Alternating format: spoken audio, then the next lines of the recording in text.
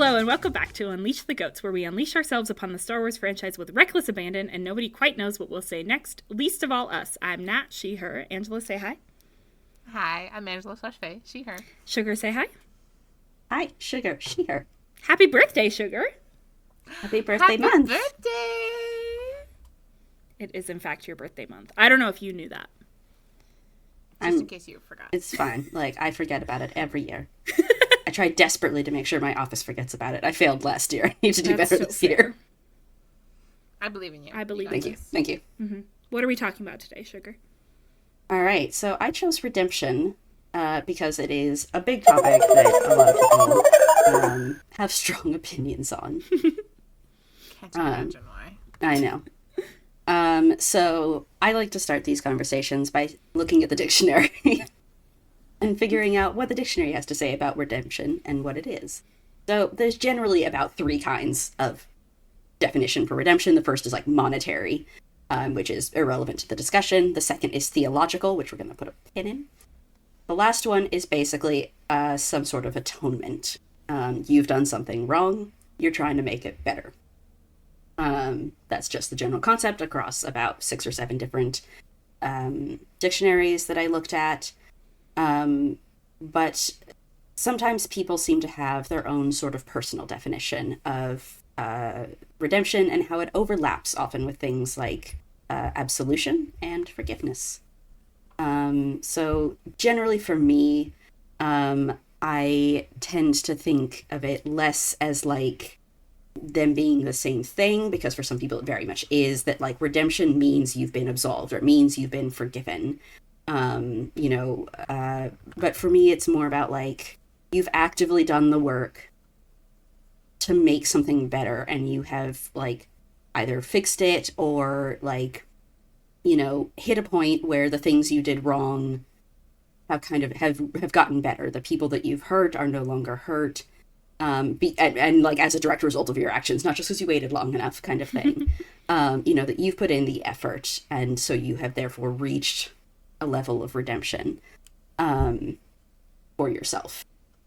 Do you guys have your own definitions that you feel how does it interact for you with absolution and forgiveness? Absolution's usually everything's forgiven, you're totally fine, blank slate kind of shit now. Forgiveness obviously is its own kind of separate thing. I feel like it depends on the person and the position for me, because for instance, if someone is going through a growth arc and we've had a bad relationship before and they want to have a good relationship now, that's going to be a different, I'm going to expect different things from them than if it's a stranger that I've heard about, or a criminal who's going through the criminal justice system, that kind of thing, because I don't know them, so what I expect from them is going to look different than what I expect from someone who I personally know.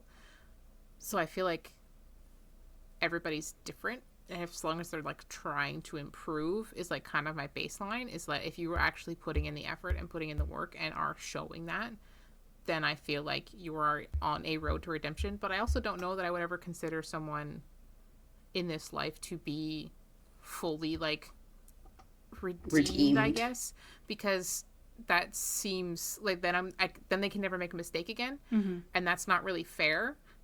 So if someone is on their path to be a better person, as long as they're on that path, then I'm not going to expect them to never slip up, if that makes sense.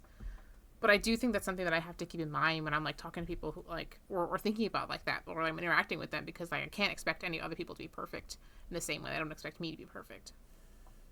Yeah, I think, for me, it's not once you're fully redeemed, it's you're redeemed of everything, right? You can never make a mistake. But, you've done a specific wrong that you're trying to make right. And so you can be redeemed for that wrong. It doesn't mean you're not going to make a different mistake. You could even make the same mistake twice and have to be redeemed all over again for that. And so I feel I view it on, an action basis and not the...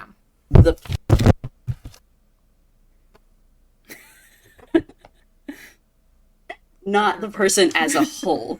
And that's where I see the difference between absolution. I think absolution is closer to what you were talking about for me, where once you hit absolution, it's you've done nothing wrong ever now in your life, and this is your end perfection, right? Whereas redemption, I feel can be smaller when it needs to be. Well, I feel like it depends, because I feel like you can be like absolved of like smaller things on like a day-to-day thing. Like, for instance, if my nephew stole $1 from me and he gave it back and he said sorry, I would consider him to be absolved of that crime, right? Like, that's over, it's done with. If he did it again, then I would consider it to be no longer absolved, right? Like, it would be a reopening of the wound. But like, if he never did it again, it's over, it's done with, it's never happened again. Like, that is an absolution for him in that instance. I wouldn't really consider him needing a redemption. Whereas, like, if he was consistently taking money from people and then he stopped and started, like, fixing his problems, like, trying to repair those relationships, then I would consider that a redemption journey, if that makes sense. Yeah. I think the only thing I have to add is that in, like, to add another word that is closely related, like, I have forgiveness like on a completely separate thing, because for me, when you forgive someone, that means that you're not holding it, like, you're not holding on to the anger for it. When they've redeemed themselves, like, that's when I'm like, I can forget about that happen, like, about that, the fact that that happened, and like move forward. Like, I can forgive someone and still not trust them in the same way and not like let them continue that behavior. Even if they have done nothing differently, I can still forgive them because that has to do with me and my emotions towards them, and not like it, like Sugar said, it's not action based for me. But when you get into like redemption and absolution, those feel very much in the wheelhouse of the person who is doing the harm changing their behavior or doing something about it.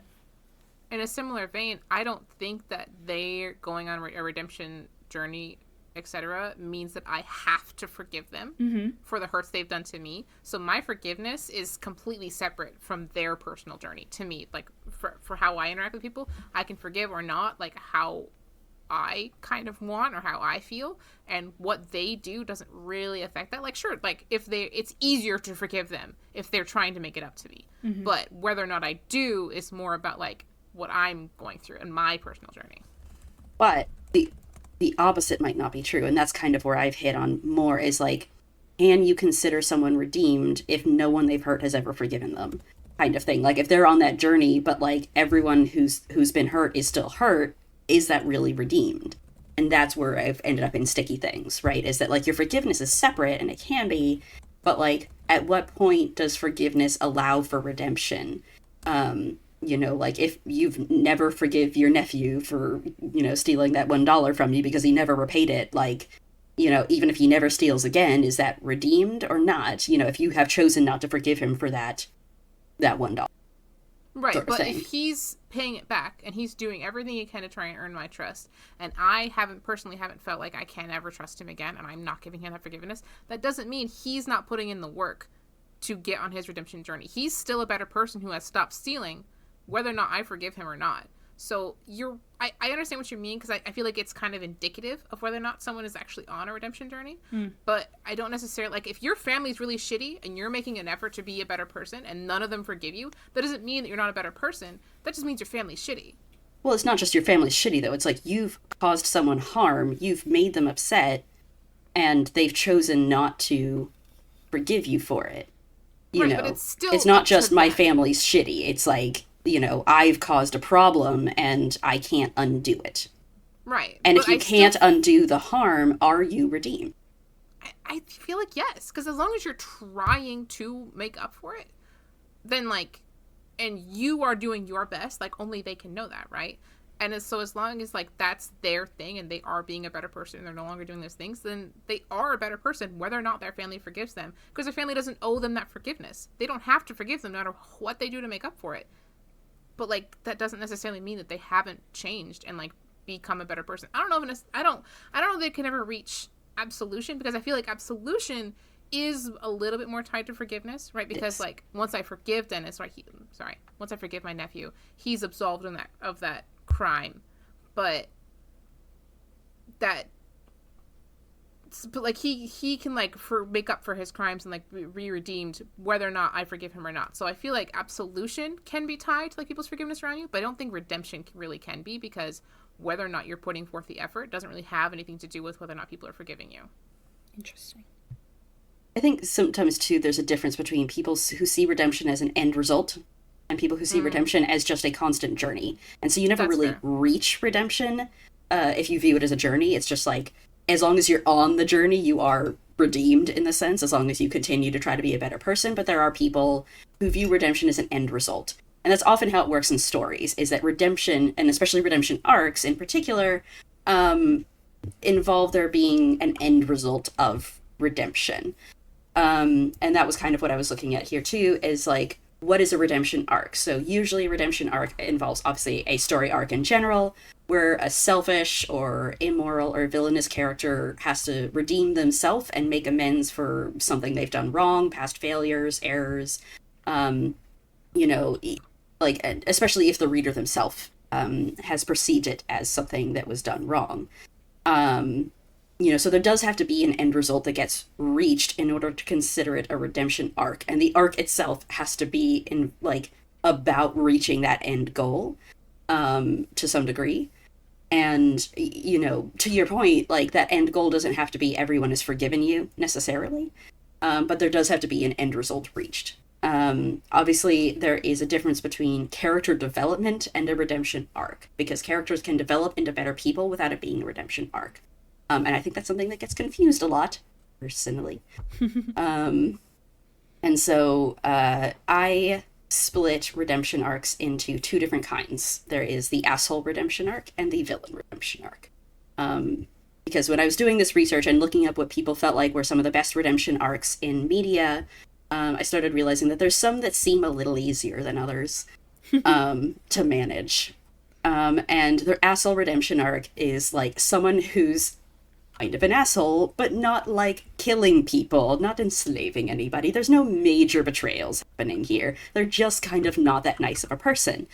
And so it's easier to turn them from just like kind of not a nice person into a better person. And it's still a redemption. They are undergoing character development and an arc of sorts, but like it's not as difficult as it is when you have a character who's been sitting there murdering, genociding, enslaving, betraying, lying, anything. So some of my favorite examples of these characters, and a lot of these characters actually sometimes aren't antagonists. A lot of the times they're the protagonist of the story. So Schitt's Creek, the Rose family, start off as like very self-obsessed, billionaires, and have to learn to be better people through, a major loss. Almost everybody except Chidi in The Good Place is on the same concept. Obviously, The Good Place deals a lot with redemption and the concept of getting better and things like that. I put down Richie Jaramovich from The Bear.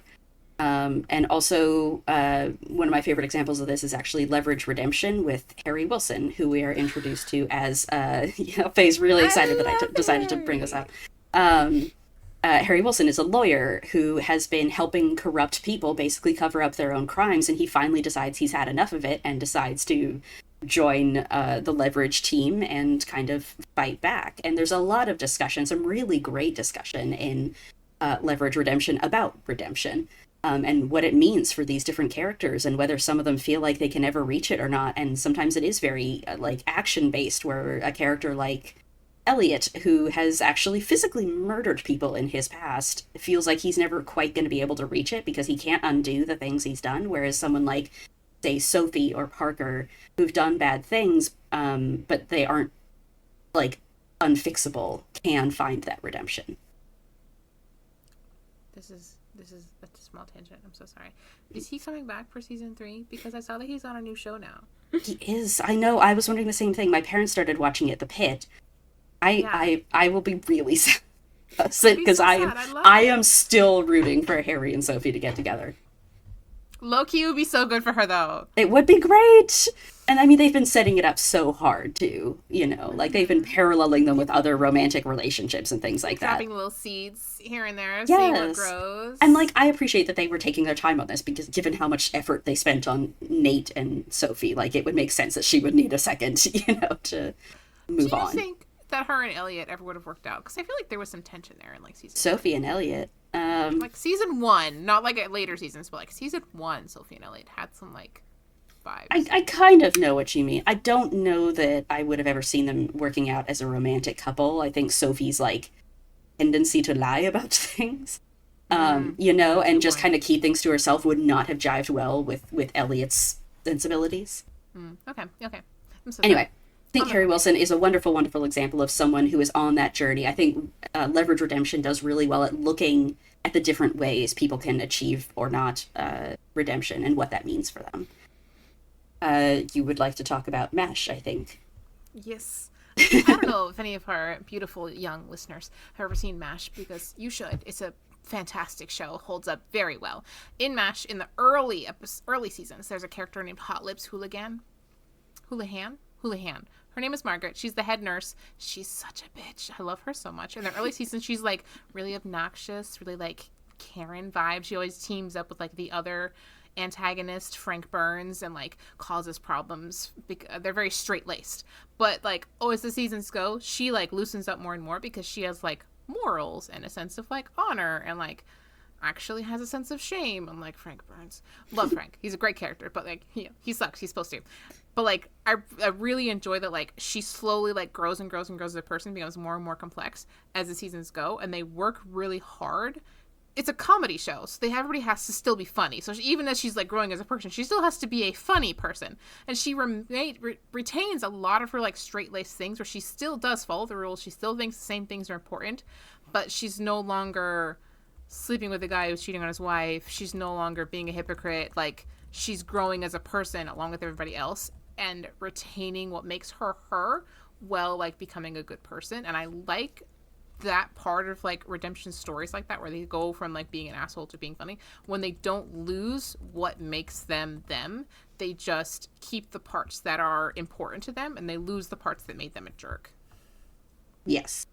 I think that's like something that shows up a lot in the asshole stuff, less so in the villain stuff, because the villain stuff, you really got to push those characters in like a 180 direction in order to consider them at all redeemed, because they've been pretty nasty beforehand. So these are characters who are like full-fledged antagonists or villains. At almost no point are these going to be like true protagonists.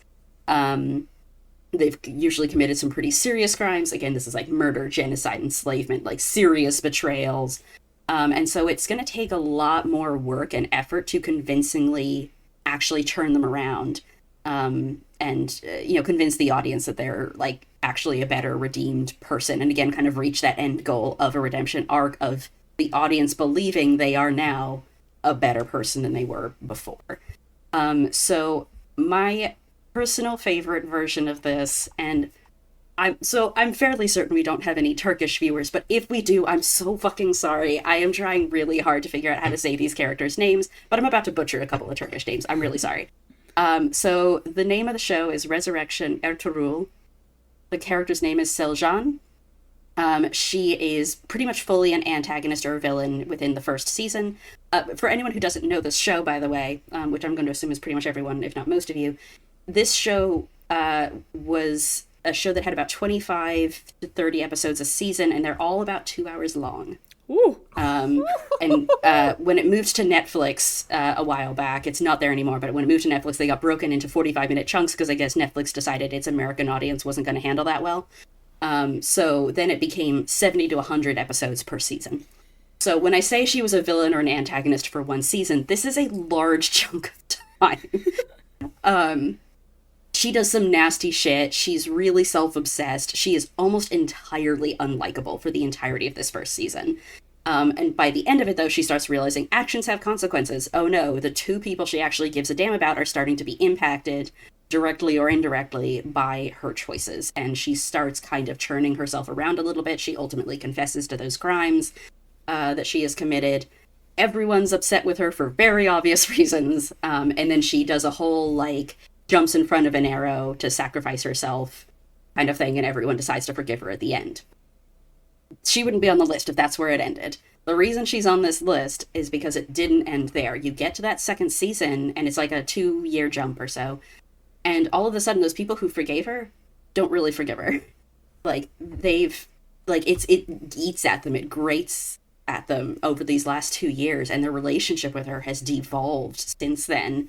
And even the people who kind of are still being kind to her don't totally trust her because she proved herself super untrustworthy before.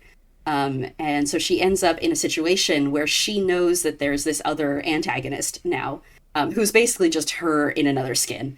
But like that's why she can recognize this other antagonist for what they are, but she's now the boy that cries wolf. And so every time she tries to say like no, she's bad, she's out to get you, she's out to get all of us, she's done this terrible thing, nobody trusts her, no one believes her. And every time she says something, they're remembering all the times in season 1 that she tried saying similar things, and it turns out that it was total lies, total bullshit, very manipulative. She hurt a lot of people. So now instead of trusting her, they feel like she's just being manipulative and falling back on old habits and breaking her promise to do better when she's actually doing the opposite. And she spends the entirety of this second season stuck in the hard place between knowing that her commitment to wanting to be a better person means she has to like speak up, but also knowing that no one's going to believe her. And like, does she quiet herself in order to like try to make peace, or does she speak up to, try to bring the truth to light? And she, like her relationships with people just keep getting worse, and or like her husband starts getting physically abusive. Her sister disowns her. She she gets kicked out of her own home, and has to go live somewhere else so her husband can take a second wife that isn't her. And it's just absolutely heartbreaking. Like this woman that was so incredibly unlikable for 70 episodes in the first season is like, your favorite person in the second season, because it just is impossible not to feel for her. And by the end of it, when all the truth finally gets revealed and everyone realizes that she'd been telling the truth this whole time, they have to apologize to her now. And it's like they've kind of shattered each other, through all of this. And it's her actions that started it. Like they've got super sympathetic reasons for not believing her and not trusting her. And I love that they let these characters really feel the pain of what she did to them and not forgive her for it until she like really goes through this effort of like sacrificing everything, her relationships, her emotional well-being, to try to save them, to do everything she can, even when it means she's losing the people she cares about, to this effort. So when she finally, gets that forgiveness a second time, it feels so earned, and it feels like now it's going to last because she put that effort in, and it works now. And I've never seen anything else like that, and it just like hit me so hard. And so that's kind of one of my favorite ones. And there's some other good ones that I put down here, but I wanted to give other people a chance to talk about some of their favorites. Okay.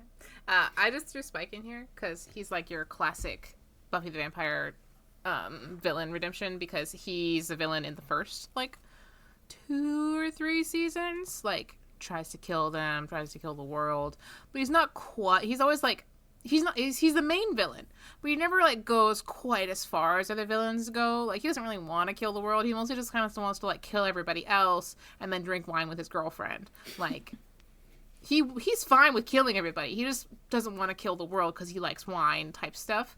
Like he's very not relatable, but like his motivations are never like total destruction the way other villains are. And then after he gets like neutered in like season 4 and he can no longer harm humans, then he slowly becomes a better person. But they put a lot of work into his redemption. I will give this with a caveat that I personally don't like Spike that much, but I recognize they did a lot of good work to making him a more interesting character and like getting him to a point where it was believable that at the end of the series he would be willing to sacrifice himself to save everybody else because he is now a hero.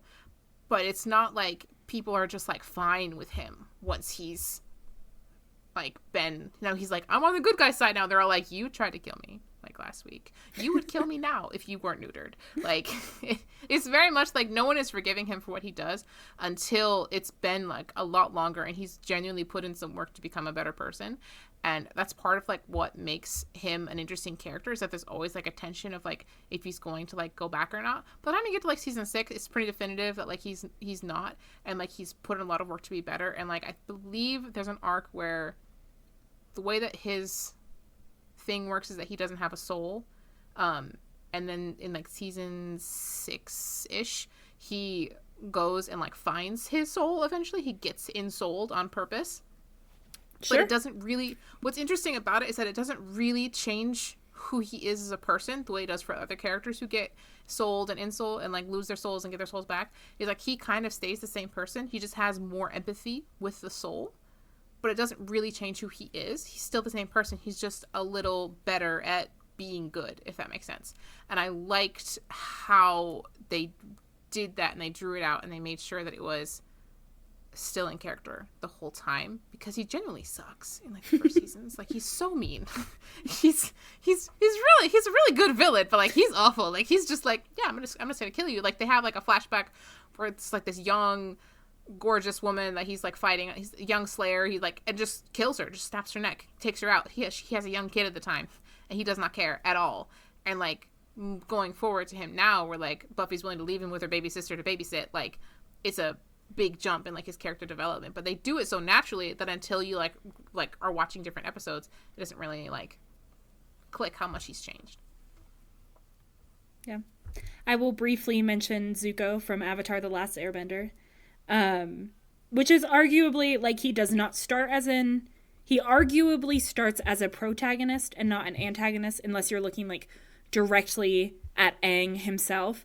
I think the reason that Zuko's redemption arc feels so important to me is that, one, it's very because it's a show made for kids, probably, like it's very explicitly spelled out that is what is happening. Like Zuko like physically gets sick and Iroh is talking to him about how he is going through like a personal change. His values are changing. And two, something that I love about Zuko is that in his attempts to like make things right, I think that he successfully like undoes the harm that he caused. He's obviously like, Zuko's a very complex character. We could spend hours on him, and probably people have. That's not the podcast that you're currently listening to, but they exist, I'm sure. But I do feel like Zuko, the actions that he takes at the end are big enough and have a big enough impact that when you look at him as a villain, it's like, yeah, we can totally forgive that because here's all the good you did once you did change.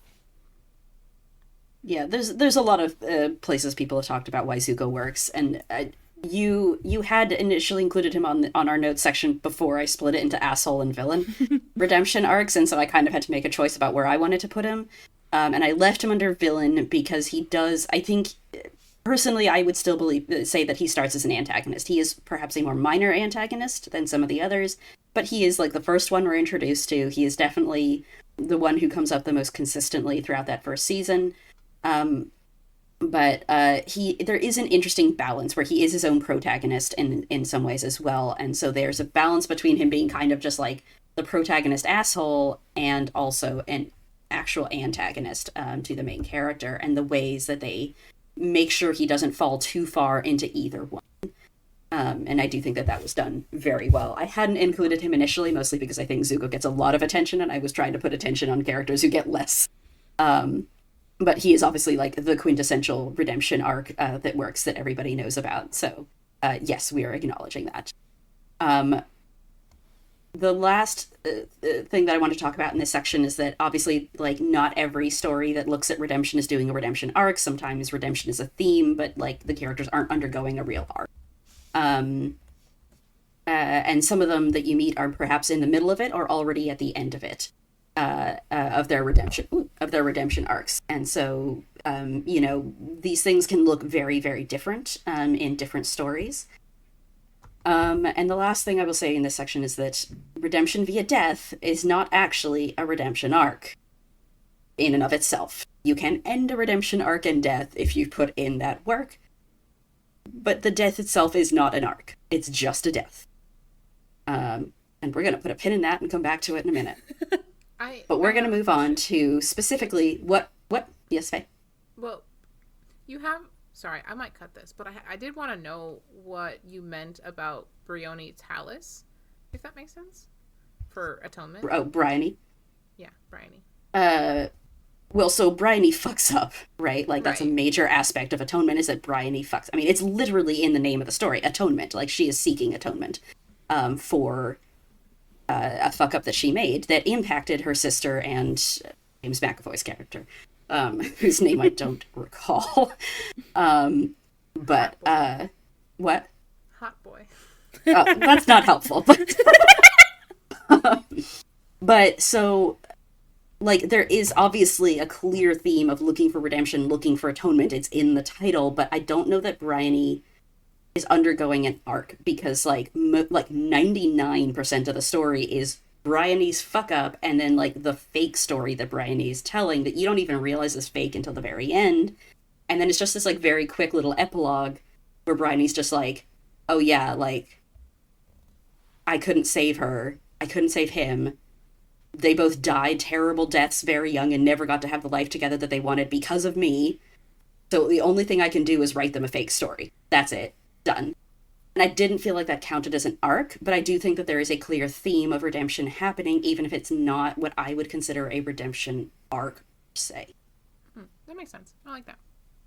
And that was just kind of what I was hitting on. Also with, like, Everything Everywhere All at Once, right? Like, Evelyn Wang is kind of constantly looking for redemption with her daughter. There's, like, this idea that she needs to fix her relationships and things like that. But, like, I was kind of vacillating on Everything Everywhere All at Once because her redemption is clearly the point of her arc in that story. So in Star Wars, I decided I'd start us off. Oh, yes, Nat. We need to cut like 5 minutes from one of these sections. Do you want to cut it from least favorite Worst. or most favorite? Worst? Least favorite. Great. Yeah. Great. Okay. So I have tons of notes. I intended on, like, probably saying none of them. So redemption in Star Wars, we can cut the entire least favorite if you think it would be better to just look at the ones we like. I think we need to talk about Callus. I actually just had to talk about Callus to a friend of mine who's seen none of the Callus stuff. Perfect. And had no idea who he was, and I got to explicitly tell her about how bad he was. Unfortunately, it meant that she never wants to see Rebels. You did it! I'm so sorry.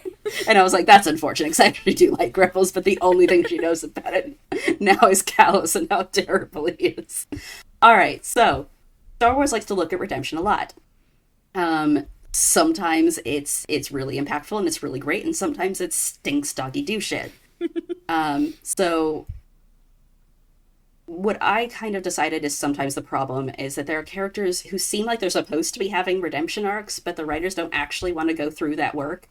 Because it does take effort and work. Like Faye mentioned, like with Spike, it's multiple seasons worth of time and effort put into gradually changing that character. With the character Seljan, you know, this was 70 episodes of her being an asshole and like 100 episodes of her going through some really nasty, awful shit to try and make up for it. Zuko, you know, is constantly revolving throughout three seasons worth of time. And he's not even quite all that bad to begin with. There's other things happening with Zuko, but there is time and effort that has to go into some of these redemption arcs, and it sometimes feels like Star Wars doesn't want to actually put in that time or effort, and so they shortcut it, and then it stinks. So sometimes there's like lack of acknowledgement of these past sins or crimes that can make the redemption feel confusing, unearned, and unsatisfying, and occasionally actively offensive. And they're pretty much always villain redemption arcs rather than asshole redemption arcs, because obviously the asshole redemption arcs are a little bit easier. So the worst one, I think in all of our opinions, that I know Nat hasn't seen Rebels, but Nat's heard us talk about this a lot, is Alexander Callus, which might be a controversial choice. Ooh, full naming him. Okay. Fuck yeah, Alexander Strap in. Callus of Star Wars Rebels seems to often get considered a really good redemption arc. I've seen it a lot. Like, he shows up a lot, but to be fair, so does Kylo Ren occasionally on some of these articles. Ew. I know. Can't trust these redemption arcs lists on the websites. But I remember kind of hearing about this before I even started to watch Rebels, that Callus was considered this, like, fan favorite character because of his redemption arc. And then I watched it, and then I was like, wow, I don't know what anyone is talking about. This is absolutely god-awful. So for anyone who hasn't seen Star Wars Rebels, Alexander Callus, he's an ISB agent for the Empire, actively hunting down our main characters. But more importantly to the discussion here, he is said from the very beginning, from when we meet him, that he led a genocide against one of the main characters' planets, and those people are like basically all gone. As far as they know, there is one left, and it's one of our ensemble characters. And Callus laughs at him and is actively hunting him down to try and get rid of this last survivor. He's got a trophy from that genocide, like a weapon that he took from one of the people that he presumably killed, and he's using that to try and kill this last survivor. He's clearly just like an irredeemable, awful, horrific person. He sends his own coworkers to death with a smile on his face. That's the kind of person that he is. And this is pretty much all you get out of Callus for about a season and a half.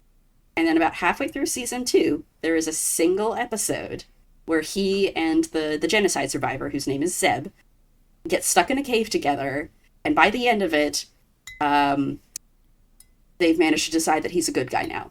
But they did this by deciding to tell us that, by the way, that genocide we told you that he led, he didn't lead it. He lied. He was there, he participated, but it wasn't his idea, so it's not his fault. Oh, so it's fine, actually.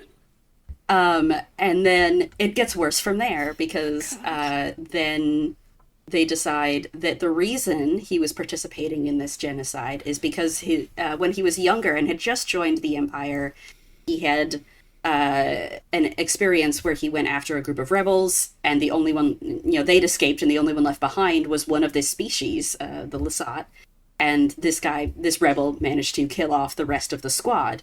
And so Callus has decided to be... He should fuck in self-defense and defense of a bunch of his other presumably rebel friends. Callus has decided that this is a total reason to be super racist and take out the entire rest of the species and blame the rest of the species for the deaths of his 3 Nazi squad mates. As they should have died, because they were Nazis. Because they were Nazis. 100% correct. Mm-hmm. Yes. And he learned nothing from this experience. Nothing. It gets worse. Because then... You've told me they all decide, this before, and I'm like, how does it get worse? It gets worse.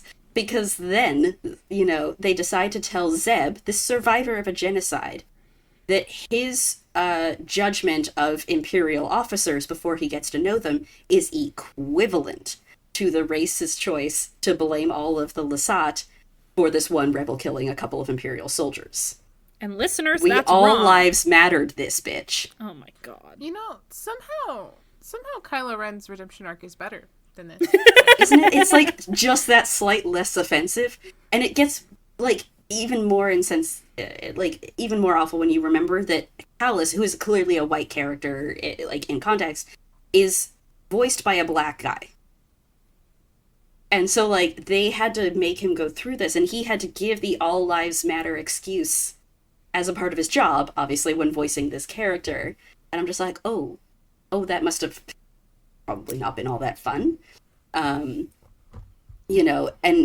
so, like, from that point on, like, you never really see Callus thinking about this or, like, doing a lot about this. He goes back to the Empire. The next time we see him, he decides to help the main characters this time. And he's like, oh, tell Zeb that we're even now. And then, like, by the end of the season, you learn that all of a sudden he's been spying for the rebellion somehow and giving them information. Like, we didn't know this. At no point did we see this happen or understand why he went from just, I am repaying a debt to I am actively rebelling. And it all happens just because of this one time in a cave. And it only works because you retcon the original backstory. That's disgusting. That's gross. And that's Callus, the worst redemption arc possibly in Star Wars history. That's so offensive. There's a couple of others that I actively hate, but we can kind of wander over them. I don't like Crosshair. I think Crosshair was done really badly, but I'm the only one who's seen The Bad Batch, so we're going to skip over that. Bo-Katan is another character who that I hated Crosshair the first moment I met him. Yeah.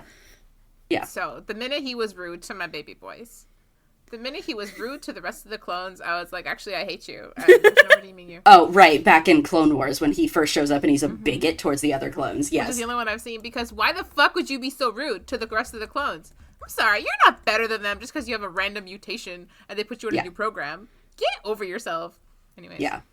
And then Bo-Katan was the last one I had up here as because I don't even know that she's been given a redemption arc per se. It's just that like she kind of comes in and out, and she was introduced as a full-on terrorist.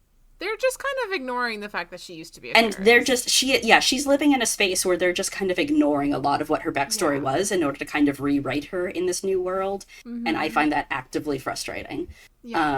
Because I think she'd be more interesting if they really honed in on that and focused on it and like the impact of the choices that she's made. But Did you yes, give Anakin his own section. I fucking did. Yes, we're gonna get to Anakin in a second. But we're gonna.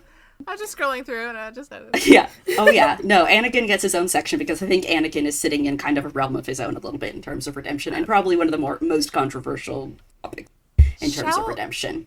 Shall we discuss the best ones? Because I want to talk about Reva. Yeah. I love Reva so much. Reva puts in the work, first of all. Reva knows she's fucked up, and she knows what she has to do to make her life better and to be a better person, and then she does it.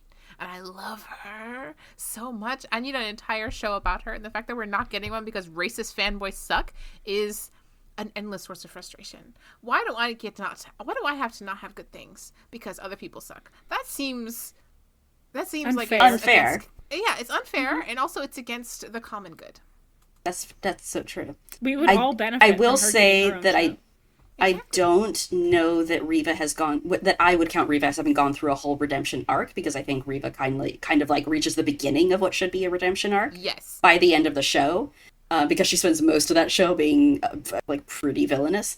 But I do think that when she starts on it, she knows what she's going to do to accomplish it. If that makes sense?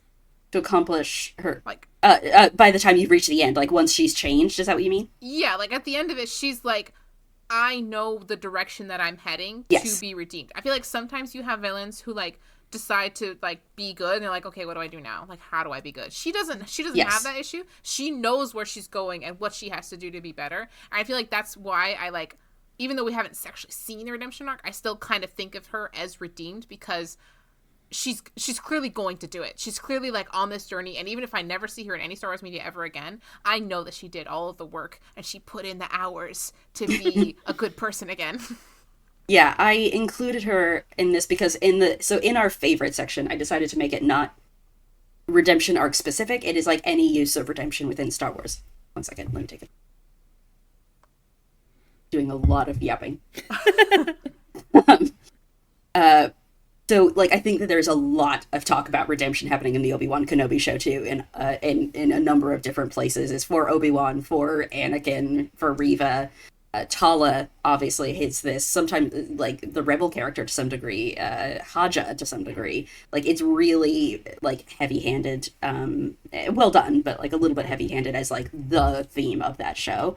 But I do love the way they did it with Reva, and I think it's, like, not dissimilar to Zuko in the sense that I think they were very careful about how they introduced Reva and the ways that they gave us information about her so that by the time she changes her mind at the end, it doesn't feel completely out of left field. Mm-hmm. And that was one of the things I liked best about her, is that I think her motives are super clear, and I think that the movement from one section to another was really well done. I did also put Dogma here, which I know the rest of you have seen Clone Wars, and I don't remember if you saw the Umbara arc, but Dogma is a character who exists in 4 episodes. I think only 3, actually, because I think he's actually not in all 4 episodes of the Umbara arc. But he exists solely in one arc of the Clone Wars. But he starts off as, like, this poor little dude who's just, like, really into following the rules to some degree. He's very loyal, very uptight. And this forces him to kind of like follow orders that are bad. And he has to, and so he struggles with, pushing against those orders the way the other clones find more easy.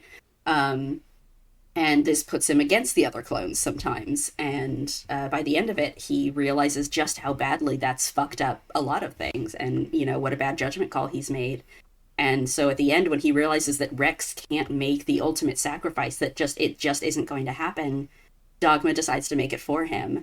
And we've never heard anything else about what the fuck happened to Dogma. We have to just assume he probably died. But, like, I kind of love this, like, little mini arc that he went on. Again, like, I don't know that I would consider it a whole ass redemption arc, because he kind of makes just, like, an 11th hour change. But I think that it's, like, a really cool kind of look at, like, difficult decisions in wartime and the ways that he, you can sort of find strength and courage and things like that. I mean, I do think Galen that... Urso was another one I put down here for those of you who liked Rogue One. Galen Urso is a character who goes through pretty much his entire redemption arc off screen, between the prologue in the movie and then the movie beginning properly.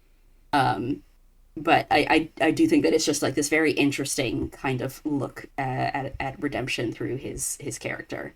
And then I've talked about Vizago before, but I swear to God, Vizago is the only true redemption arc in Star Wars that works.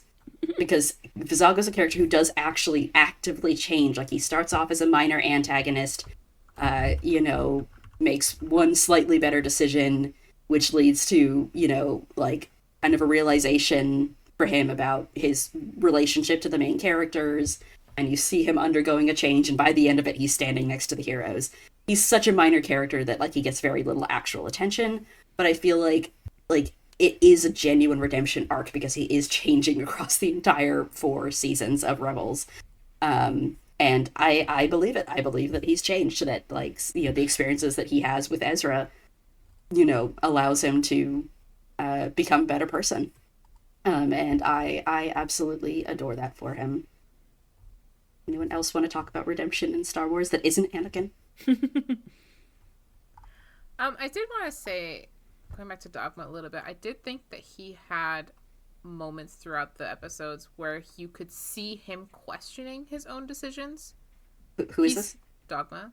So he Dogma. still sticks to it, but, like, I don't know if it was necessarily an 11th hour change. It's more that, like, he starts having doubts, but he doesn't let the doubts, like, sway his decision, right? He still sticks to his decision to, like, follow orders. Yeah, and I think he doesn't like what he's doing all the time, but, like, he's going to do it anyway.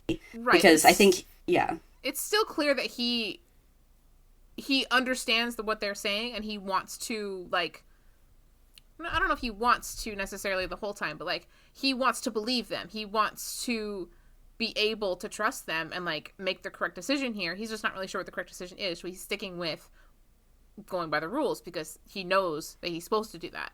And so it's also, like, the thing with Dogma is not rules precisely, it's loyalty to the Jedi. And so right. Dogma 1000% believes that the Jedi know better than anyone and everyone else.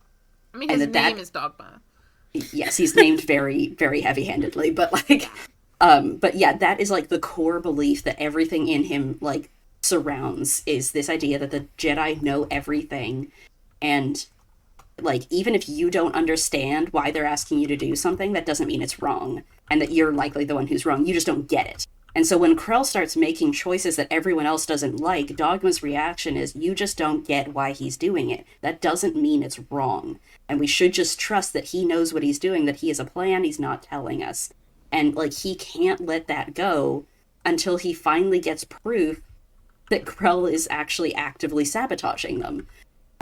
Because up until that point, even if he doesn't like what he's doing, he's never going to change, because that one core belief, like, is everything. He cannot move away from that. So yes, you see that he doesn't like what he's doing. You see that he, like, kind of agrees that, like, some of these choices maybe don't make sense, but it just doesn't matter. Because he never expected to be able to understand every choice a Jedi ever made. Dogma's a very interesting character I've spent a lot of time thinking about. But so I do think it's an 11th hour change in the sense that, like, that core belief of the Jedi know everything, he never questions that until Krell turns around and says, oh no, yeah, like, I'm 100% a traitor. And he goes like, oh shit, well, like... I know what to do with traitors. Well, I guess I was wrong then. Like, everything I've ever believed has been wrong. And so then, yes, like, when they turn around and Rex is about to shoot Krell, but he can't do it, Dogma kind of makes the decision to do it instead, in part because he just hates Krell, in part because he, like you said, he knows what to do with the traitor, and in part, too, because we kind of have to assume that, like, there is a sacrifice that has to be made here. They cannot leave Krell alive, but if they kill him on their own without a higher authority telling them it's okay, the person who does it is going to be punished as a result. And Dogma decides to take that sacrifice on instead of Rex when he realizes Rex can't go through with it. Mm-hmm. And so there is a sacrifice kind of happening at the end. Some of it's for himself, some of it is like vengeance and justice, but some of it I think is a sacrifice being made to protect Rex. And I deeply, deeply want him back. I would love to have like figured out what had happened to him and have him like somehow have survived. But that seems very unlikely to happen given how minor of a character he is. Yeah. So again, before we move on, are there any other characters who you want to talk about that you think touch on redemption in a positive way in Star Wars? I mostly just want to talk about Reva because I love her. That's fair. That's very fair. She's pretty cool. All right. Well, that means that we're moving on to the Anakin of it all. So, strap in. We're going to spend a little bit of time on Anakin because I think Anakin is complicated. So remember that pin I put in theological redemption? We're bringing that out. I think Anakin is redeemed cosmically. This is like a divine redemption. Anakin is not necessarily, he does not undergo an arc of any kind. He also kind of makes an 11th hour, decision to make a sacrifice for one dude. But, like, he also clearly is standing next to Yoda and Obi-Wan as a ghost, which means that, like, the Force has chosen to offer him absolution and redemption as a result of that sacrifice that he made. So, like, I can't say he's not redeemed, because there is an element of him that is redeemed with narratively, but I think it comes primarily from the divine. And not from Anakin actively going on that journey, as Faye mentioned. There is no real journey happening for Anakin where he actively tries to better himself and be a better person and do better things and earn people's forgiveness, try to fix all the harm that he's done. I think you can make a solid argument it would never be possible. Like, he has done 25 years worth of damage to this galaxy that's never going to be undone. Not to mention, you could argue that he's responsible for all damage the Empire does because he's the reason the Empire exists, because he decides to. Yeah. 100%. You could blame him for all of it because it's his decision that means they get to rise. He had the decision between the Jedi and Palpatine, and he chose Palpatine, and he could have not, So yes, he absolutely can be held responsible for the entirety of the Empire's atrocities against the galaxy. How do you gain redemption from that? Is there any true way to go on a journey that allows you that without what happens in canon, which is just he dies and gets cosmically redeemed? While I wouldn't say that it is a classic redemption journey where he's actually putting in the work, I wouldn't say that he doesn't change over the course of the movies and doesn't have some progression in his character, because a specific example I'm thinking of is in episode 4 and 5.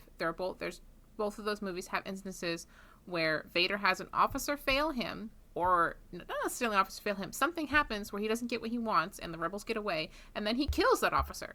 He chokes them out, he murders them, whatever. And then in the third movie, in episode 6, the rebels get away. He loses his chance to catch Luke because they managed to fix I don't remember exactly what happens. I'm blanking on exactly what happens. It doesn't matter. The rebels get away. You know those movies better than I do. The rebels get away in the 6th movie, and Admiral Piet the look on his face, he is certain he's going to die because the rebels got away, and every time this has happened before, Vader has killed someone, usually the person in charge, and that's how Piet got promoted, was his superior got murdered because he failed, and Vader killed him, and Vader turns and he walks away. And it is a small change, to be fair. But I do think that there are subtle changes like that in the movies to show that Vader is becoming softer and is softening. And I don't think it's done in a more like classic arc like Zuko, where he's actively like changing and growing and becoming a better person. I think it's almost against his will in some ways. But like that he is growing and he is changing over the course of the movies, which I do like. They do it very subtly because he is still an antagonist, but he does change, which I do enjoy. I like the subtle things that Lucas does to show you that Vader is changing because of Luke. I think this is where we hit, like, you're a lot kinder towards him than I am. I don't see any of those things. I don't think that him just choosing not to choke out one dude is him actually being a better person. Like, I think he just didn't care that time, you know? Like, I don't think that's ever hit me as, like, a, wow, he could have killed that guy and he didn't. Like, I've never, ever had that reaction to that moment the few times I've watched that movie. I don't really see anything else in his character that really changes all that much. He's pretty nasty towards Luke when they meet. He's really insistent that he's not any different, that there's no Luke Skywalker left in him, you know, and it feels very much like he hits a rock bottom and has no way to fight back. Luke's gonna die. It's a lose-lose situation for him. What's he gonna do? You know? But I feel like one of the things that Lucas does in his movies is that a lot of times he has characters say one thing and tells you that what they're saying is wrong. Like, for instance, with the whole, like, Padme thing with Anakin, is that, like, Padme is saying... Lucas does this. Padme is saying that she doesn't want to sleep with Luke, but Lucas is telling you via the movie that she does want to... Sorry, not Luke. Padme is telling you she doesn't want to sleep with Anakin, but Lucas is telling you that Padme does. He is telling you via the movie that Padme is in love with him. And, yes, it doesn't come across very well, but that's, like, a thing that he does in his movies, is he's, like... Vader says there's no Anakin left in me, and Luke is like, you're lying to me. You are lying. I can feel the conflict in you right now. And that is, like, a thing. He accepts it by the end, though. Yes, that's where you get the whole, like, well, then my father's truly dead line. Like, he accepts that by the end. Right, but he's saying that, and then you immediately have Vader go and have an emotional reaction to that, where he leans against the railing, and he's like, oh, well then... Because, like, Luke is saying that because he's like, okay, well, that's the consequence of your actions then. And Vader's like, oh, well, I don't want that. Like, he's upset that Luke says this because he doesn't want his father to be dead. He wants to be Luke's father.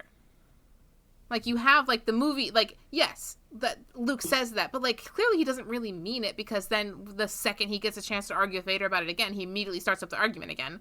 And so you have this, like, kind of back and forth between them of Vader insisting one thing and Luke being like, I literally know it's not true, though, because we have the Force, Dad. We're telepathically connected. I can feel your emotions right now. So I know you're lying to me. Just like when Luke is over here like, I'm going to be super good now. There's no conflict in me. And Vader's like, I can feel you slipping to the dark side right now. Actually, you're lying. Yeah, I mean, like I said, like, you can't say he's not redeemed. There is a cosmic redemption happening.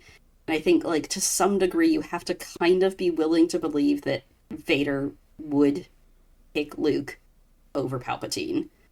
You know, so there is some element of that you have to believe that, like, Vader would pick Luke over Palpatine when he's forced into that choice. You know, so you have to believe that enough. And, like, you know, I think if you, like, ignore most of the other stuff, we find out that he does. You know, and just, like, look at the original trilogy by itself in a vacuum, that's enough. Because really the only person he's ever hurt directly is Luke. Like, you've tried to argue real hard with me before that he's not responsible for Alderaan because he didn't give the order. I mean... And, you know, I don't agree, but, like, you can make the argument if you want to that he's not responsible for Alderaan, so you can't hold him accountable for that. There's no forgiveness necessary for that. So who's the only person he's actually... And you've argued before that Obi-Wan sacrifices himself and Darth Vader does not kill him. So there's no forgiveness necessary for that, right? So, like, the only person he directly hurts that, like, really matters is Luke getting his fucking arm chopped off.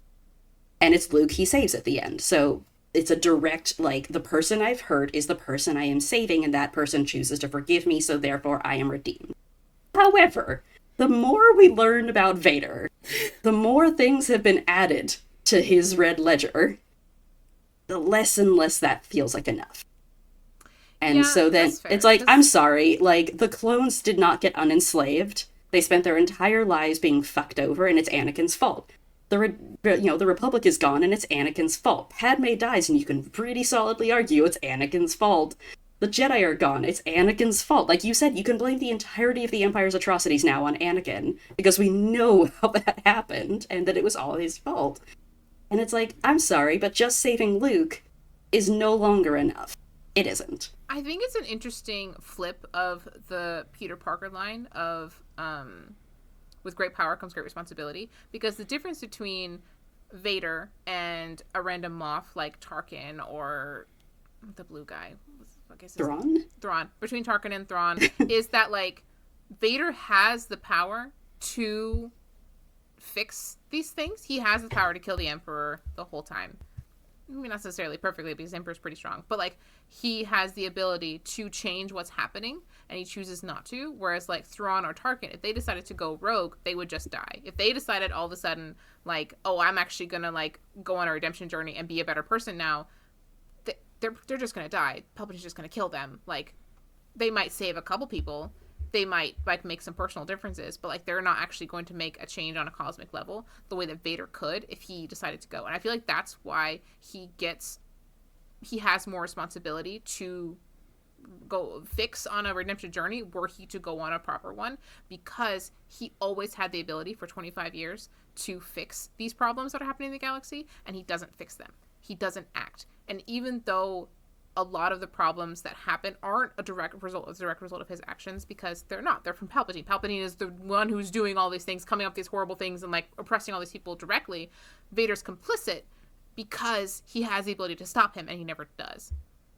And he is directly responsible for a lot of terrible things happening too. Right. Like he does go out and yeah, but he kind of just like puts himself in his little sad coffin and is depressed for 25 years. Sometimes like he gets sent off to like on a leash to go murder people and cause problems and like kill people and like be an issue, but like he's not like coming up with new creative tortures to like oppress people on Ferrix or something. Like that's not really his job.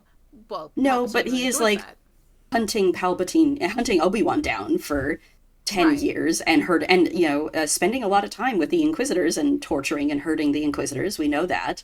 So it's like he is doing some things of his own direction and his own will that are very much on Anakin, and they're not just like Palpatine told you to go do a thing and you did it. There is like, Anakin is given the Inquisitors and basically told to do whatever as long as they become his dogs, and so he goes like, sure, cool, and tortures them for like however long it takes to do that. We see him interacting with the Inquisitors even in the Kenobi show, and it's not positive.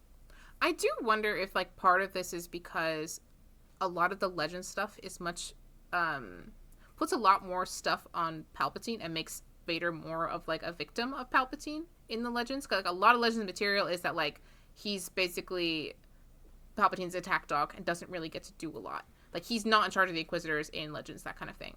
And in like more of like the new Disney stuff, that kind of thing, they give Vader more to do and they make him more of like a primary villain for a lot of for a lot of protagonists, because people like him, because he's a fan favorite, and so they get more content out of making him more of a villain, like having him do more evil things. There's also potentially like a pre-prequels and post-prequels thing there, where like pre-prequels you don't know how responsible Anakin is. That's not the story.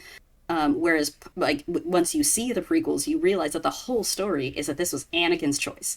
It's his agency, his choice that doomed everyone. And so I think post-prequels, you could maybe see that as like a recurring theme that keeps coming back, is that Anakin's choices matter, and that it's him making active choices every day that continue to doom the galaxy. And so there might be some of that too, that like pre-prequels, Vader's just kind of wandering around as this random dude in a robot suit, and eventually you find out that the Emperor's up there, above him, kind of giving him orders, but like, like there's not a lot else that we know about that relationship, so it would be easy to like turn Vader into Palpatine's attack dog and very little else. But I think post prequels you get a very different like theme surrounding Anakin as a character. Yeah, and I feel like once you have like that like level of villainy from a character, it is much harder to redeem them. And like you were saying, it doesn't really cut it at the end of 6, because that only really works for what he's done to Luke and not what he's done to the rest of the galaxy personally. Because, once you see him like stab all these people in the middle of the heart, you're like, did him dying for Luke really make up for all these stabbing people in the middle of the heart? Like, I'm sorry, there's an entire scene where he murders children. Twice. There are 2. Twice. Yeah. Like, I had to watch him. I mean, to be fair, we don't watch him murder babies the first time, but we do get to watch it happen the second time. Like, you put sad music over the Jedi dying from the clones. I spent a lot of time with the clones feeling very sad about their position. Like, I'm sorry, it's not enough, with all the things that he's done. So I think the only way you could ever give him redemption is to make it cosmic, because otherwise it's like, wow, this is an insane amount of effort you have to put in to, like, convince me that Vader was willing to put in the work to be a better person and then actually did it. So the only way you can manage it is this cosmic redemption that he does actually get, but I don't know that I would call that an arc, because I don't think he actually works to earn redemption at any point. Like, I mean, even if you claim he softens a little, it's not in an effort to be better. It's just maybe at most a reaction to Luke being in his life now, like as an existence, you know, something that's there, and that Luke rejected him. Like, it's a reaction to Luke's rejection at best, and not like an active choice to try to be better in a way that he was making active choices to be worse. I will say that, like, I think that the way that Anakin's character kind of functions in the prequels and in the originals is that he kind of has the kind of personality that turns on a dime, if that makes sense. Because when you have the prequels, who set him up as, like, this big hero, well, you have the, like, slow de-evolution of him, right? He's, like becoming a worse and worse person, and, like, you can believe he's becoming evil at the end. That's still, like, a pretty big character flip, if that makes sense, from, like, totally good to, like, 100% evil, right? So, like, he still is the kind of personality that once he commits to a path, he commits to it 100%. So I feel like that's part of why I can still see him going on that journey were he to survive, is because when he commits to something, he does 100% commit to it. You have to give him that. Once he commits to it, he's like, I'm all in now, actually. I mean, only when he's evil, though. He wasn't exactly committed to the Jedi way, was he? I mean, he was. He refused to leave. Even though, like... Except he's not acting like one. He's constantly breaking their rules and breaking his vows. Like, he's not all that committed. But he is still there, if that makes sense. Like, he doesn't ever, like, quit being a Jedi until he stops being a Jedi. And so, like... Well, we also canonically know he's already thinking about leaving. That's true, but he still hasn't. He hasn't, but we know that he has done... Sorry, I am gonna need to wrap this up pretty quickly. Awesome. So, because I think my parents are trying to order food and I need to make a decision. Anyway, this is why I made Anakin his own section. I think Anakin is complicated. I think there is redemption in Anakin's story. Sorry, give me 5. And that there is a cosmic redemption happening for Anakin. I don't think I would ever call it a redemption arc. I'm not, like, a super big fan of redemption through death, which was the other pin I put in something earlier. It's not super satisfying to me. I don't love the idea that Anakin comes back as a ghost, but, you know, like, there is redemption happening there. It is a cosmic thing. You know, there's a divine intervention kind of happening with Anakin. It's going to hit for some people. It doesn't always hit for me. I do say the whole ghost thing, it made way more sense when it's just, like, sometimes the Force let you do that. Whereas, like, now it's like, oh, you have to train for years to be able to do it. And, like, Qui-Gon did it. And then he taught... Oh, that doesn't make any sense. Sometimes Listen, the Force ghosts have never made sense. Doesn't make any sense. Sometimes the Force lets you come back if you still have a job to do. That's the end-all, be-all. That's where I should have stopped. There should be no training. Sometimes the Force is like, you have unfinished business. Go back, say your thing, and, like, hang out for a little bit till you're done. And then you're going to be part of the ghost thing. Like, that's how we had it originally. That's how it should have stayed. And I don't like that they didn't stick with that because it's annoying. Why are we making up rules and making training for this?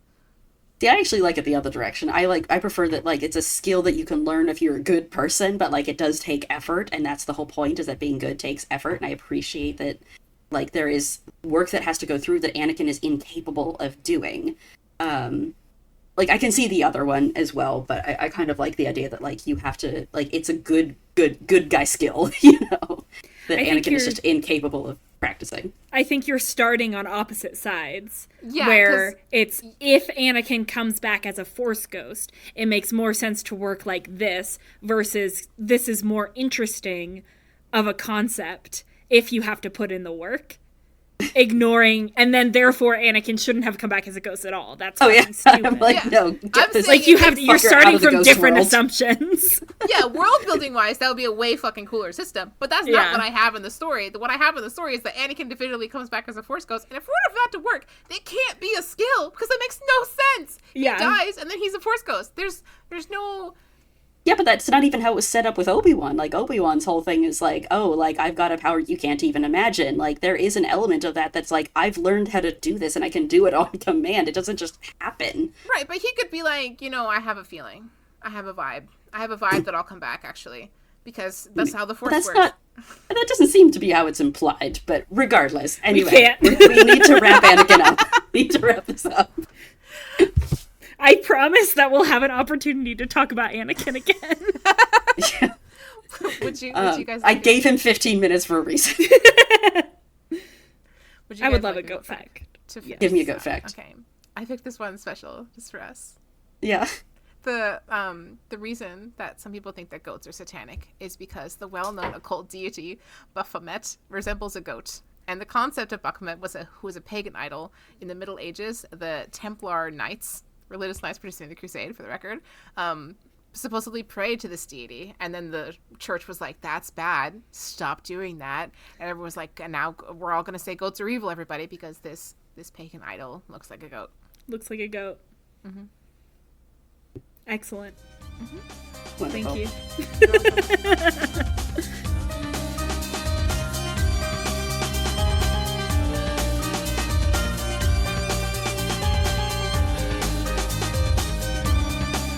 Our intro and outro music is Mos Eisley Cantina by Speedkicks. Angela and I edit, our artwork is by me, and Sugar is our writer and researcher.